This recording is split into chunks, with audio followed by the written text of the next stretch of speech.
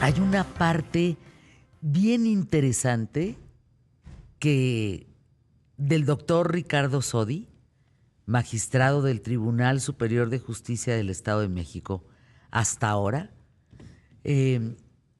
Hasta ahora magistrado. No, ya no, ya. Ya El no. 28 de junio terminó mi mandato de 15 años. Ya dejé de ser magistrado desde el viernes de la semana pasada. ¿Cómo te sientes? Pues muy bien, pues cumplí con mi mandato.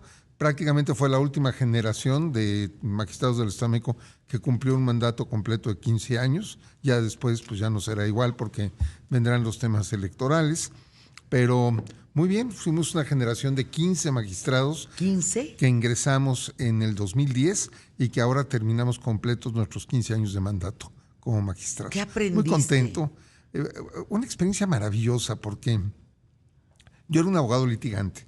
Siempre me he dedicado... ¿Tú estudiaste Derecho? Sí, al ejercicio profesional como litigante y me gustaba mucho el litigio. Me piden que trabaje en el Código de Procedimientos Penales para el Estado de México. Entonces integro la comisión para hacerlo. Pues seguramente se fijaron en mí y me invitaron a ser magistrado en el 2010 para operar ese nuevo sistema de justicia. Entonces entré muy contento porque no solamente entrar a una función jurisdiccional, que es muy interesante, sino operar un nuevo modelo de justicia, que fue el modelo de justicia penal acusatorio, que es el que nos rige actualmente. ¿Y cómo lo armas? ¿Cuál es el proceso para llegar al visto bueno? Fue muy curioso porque yo tenía mucha experiencia en materia militar. Yo era abogado de causas militares y consejos de guerra, que era lo más parecido en México al modelo acusatorio que se quería implementar. Entonces, mientras muchos hablaban el modelo chileno, el modelo colombiano, el modelo americano, yo le dije, vamos a buscar el modelo de Sotelo. Entonces, ¿quién es Sotelo? No, ¿quién es dónde? Lomas de Sotelo, donde están los tribunales del fuero militar. Ahí tenemos abogados mexicanos experimentados y que aplican el nuevo modelo a la mexicana, no a la colombiana, no a la chilena, a la mexicana. Entonces, gustó esa perspectiva y como yo era profesor universitario, me dedicaba a capacitar ese tipo de funcionarios judiciales. Y bueno, en aquella época, el Consejo de la Judicatura del Estado de México hacía una evaluación, hacía una convocatoria, hacía una evaluación y después lo proponía al Congreso local y el Congreso local decidía por una mayoría calificada de 2/3 partes. Y así se designaba a los magistrados locales. ¿Qué le dio eso al Estado de México? Bueno, una gran estabilidad porque ese proceso fue evolucionando. Ya cuando fui yo presidente del tribunal, ya todos los cargos de magistratura y judicatura eran por concurso. Entonces, si una convocatoria, podían entrar de fuera o de dentro del Poder Judicial, se hacía un examen, era un examen muy riguroso, porque primero era un curso que duraba 6 meses. Después del curso había un examen de oposición que en 3 etapas. 1, un examen de conocimientos generales de opción múltiple. 2, la resolución de un caso práctico con un expediente real. Y 3, un examen oral ante 5 sinodales, donde se hacía la defensa de ese examen, y allí los que aprobaban arriba de 9 con esos 3 exámenes eran los que podían ser designados magistrados. Y además había una entrevista psicológica con un perito psicólogo y para que no estuvieran obviamente afectados, y finalmente una entrevista con el Consejo de la Judicatura. Eran 5 etapas, muy, muy rigoristas. ¿Eso se queda, eso se hereda? No, eso ya se perdió, eso se acabó. Ahora para ser juez o magistrado necesitas cartas de recomendación de tus vecinos, necesitas pasar a una tómbola, que un comité estar en un acordeón. Ad hoc, estar en un acordeón, y eso ya cambió. Entonces, esto, pues sí, es un cambio, obviamente. Pero a ver, cuéntanos. Nuestro tema es que yo empecé diciéndoles que hay una parte bien interesante del doctor Ricardo Sodi, que no solo como magistrado, sino es un gran historiador. Eso ya lo platicaremos, porque el otro día me enseñaste en tu computadora el mapa de México que colindaba con Rusia. Así es. No, dije no.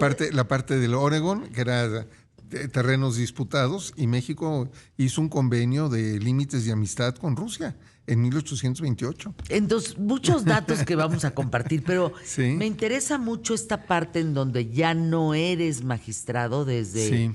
el viernes de la semana 28 pasada. de junio, ya no. 28 de junio, lo que le dejaste al Estado, lo que crearon tú y tu gran equipo de trabajo y otros abogados y en fin, toda esta gente preparada durante estos 15 años. 15 años. ¿Y hoy qué? ¿Qué pasa? ¿Hoy ya no existe eso? ¿Hoy ya Yo creo eso que- se fue a la basura? Yo creo que debemos de esperar, darle oportunidad al nuevo modelo de justicia, a ver cómo se asienta, cómo se adapta, cómo trabaja, y ver si ha habido un avance o no. Desde luego, toda vez que se entra a un cargo de este tipo, tiene que haber una curva de aprendizaje. Muchos de los que llegaron por vía de elección popular, pues no tienen experiencia judicial. Hay algunos que sí, pero más o menos un 80% no.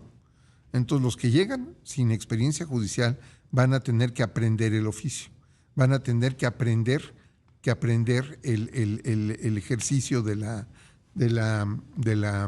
profesión, porque no tienen ellos la capacidad ni la experiencia para hacerlo. Entonces, vamos a darles tiempo a ver cómo se comportan. No va a ser fácil.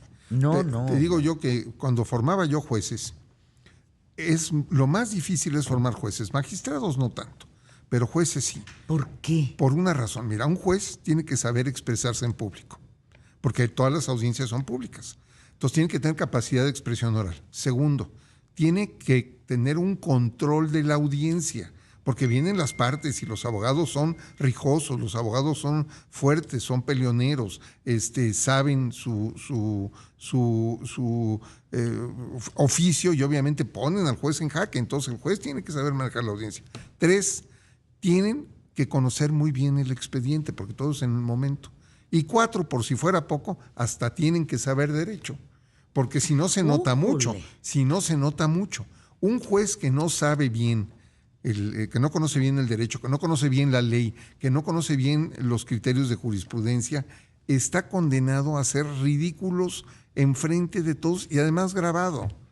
Entonces, un juez es muy difícil. Para mí es el cargo más difícil que tiene la judicatura de un país o de un estado. El juez, porque está solo frente a las partes, frente al justiciable, frente a las víctimas, y tiene que resolver ahí, y lo tiene que hacer oralmente. Porque un magistrado pues tiene sus compañeros de sala, que son 3, tiene asesores, tiene ayudantes, y no tiene que resolver en ese momento. Puede resolver por escrito si las partes piden audiencia, pero puede leer, no pasa nada. Entonces, ser magistrado es mucho más fácil, porque tienes muchos apoyos periféricos que impiden que te equivoques con frecuencia, pero un juez no. Entonces, ahora la prueba de fuego para este nuevo modelo va a ser cómo se comportan los jueces, tanto federales como locales, porque ese es donde realmente se da uno cuenta quién tiene capacidad para ejercer la judicatura y para impartir y administrar justicia. ¿Cuántos jueces preparaste, doctor Bueno, Soto? nosotros llegamos a tener un número récord de jueces, 444 jueces y 60 magistrados era la plantilla del Poder Judicial. En mi época de presidente, de esos 60 jueces, ahí me tocó cursar el nombramiento de 25 jueces, de 25 magistrados, y prácticamente de 400 jueces, 400 jueces. ¿Cuál es el rango? Es decir, ¿cómo se acomoda? ¿Magistrado es arriba de juez es Así abajo de qué? Primero, bueno, el nivel básico es un oficial judicial. Ajá. Un oficial judicial. Es el rango más básico que hay. ¿Y ese qué hace? Ese, pues, es prácticamente el operador en el juzgado, el rango más bajo. Luego vienen los técnicos judiciales, luego vienen los actuarios, luego los secretarios, que tienen varias categorías: secretario de juzgado, secretario de estudio y cuenta, o proyectista, secretario de sala, hay varios cargos. Luego viene juez, es el siguiente nivel, y de juez sigue magistrado. Y el magistrado es lo máximo. La autoridad más alta, claro, porque ¿Ministro? Revisa las sentencias de los jueces inferiores. El ministro es en el ámbito federal, porque en el ámbito local y en el federal Llegan a magistrados. llegan a magistrados, pero en el Es ámbito Suprema federal Corte. hay una Suprema Corte y esos son ministros de la Suprema Corte, que hoy son 9. 5 mujeres, 4 Bueno, hombres. van a ser 9, todavía siguen siendo 10 en este momento. ¿Cuándo entra en vigor toda El 1 de septiembre. esa El 1 de elección? septiembre. Dejan de ser ministros el 31 de agosto, dejan de ser ministros, magistrados, jueces, los que actualmente están en funciones, y entran los electos popularmente. Pues mira, íbamos a hablar del árbol de la noche triste, pero me parece muy importante que Sí. podamos primero agradecerte a nombre de México, porque le dejaste y heredaste en el Estado de México un sistema completo, Sí. claro, un sistema de justicia importante, y me apena mucho entender que eso se va a la basura.